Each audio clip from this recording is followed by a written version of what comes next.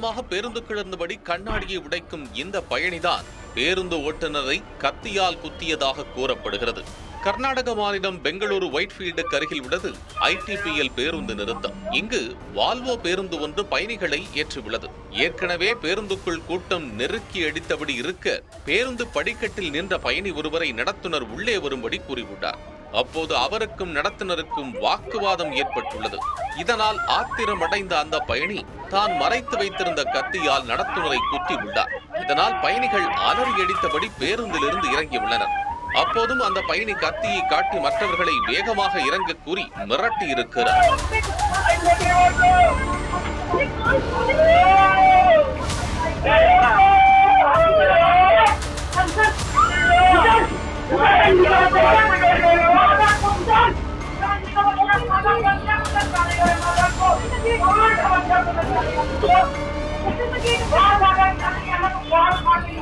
இதன் பின்னர் பயணிகள் அனைவரும் வெளியேறிய நிலையில் ஓட்டுநரும் கதவை மூடிவிட்டு இறங்கியதால் அந்த பயணி பேருந்தின் கண்ணாடிகளை உடைக்கத் தொடங்கியுள்ளார்.